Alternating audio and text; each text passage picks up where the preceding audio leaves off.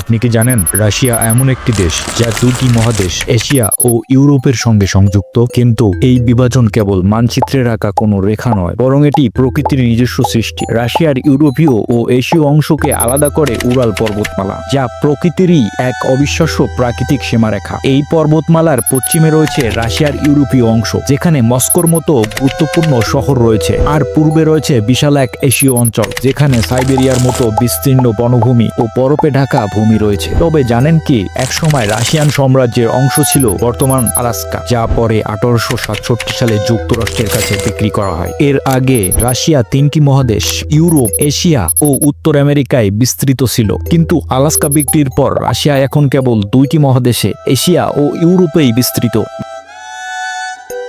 আচ্ছা, আপনার কি কখনো মনে হয়েছে মার্কিন যুক্তরাষ্ট্র এত বড় কেন? 1776 সালে স্বাধীনতার পর আমেরিকা তার কিছু অঞ্চল পেয়ে যায়, কিন্তু প্রথমে এটি ঠিক মনে হচ্ছিল না। তাই তারা পরিস্থিতি পরিবর্তন করার সিদ্ধান্ত নেয়। 1803 সালে লুইসিয়ানা ক্রয় নামে পরিচিত ফ্রান্সের সাথে $15 মিলিয়ন একটি চুক্তি হয়। এরপর তারা 1819 সালে স্পেনের কাছ থেকে ফ্লোরিডা অধিগ্রহণ করে। টেক্সাস তাদের পরবর্তী লক্ষ্য ছিল, কারণ এটি স্বাধীন ছিল। তাই মার্কিন যুক্তরাষ্ট্র 1845 সালে একটি আক্রমণ করে এবং তাদের অঞ্চলে যোগ করে।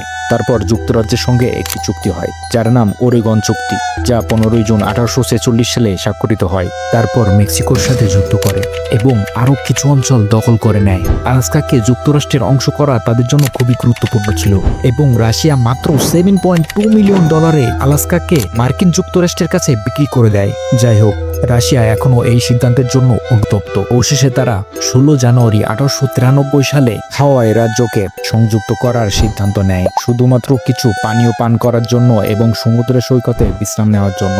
গুরুত্বপূর্ণ এই সকল সিদ্ধান্তের কারণে মার্কিন যুক্তরাষ্ট্রের আয়তন আজ এত বড়। পরবর্তীতে আপনারা কোন দেশ সম্পর্কে এমন তথ্যমূলক ভিডিও চান, অবশ্যই কমেন্টে লিখে যাবেন।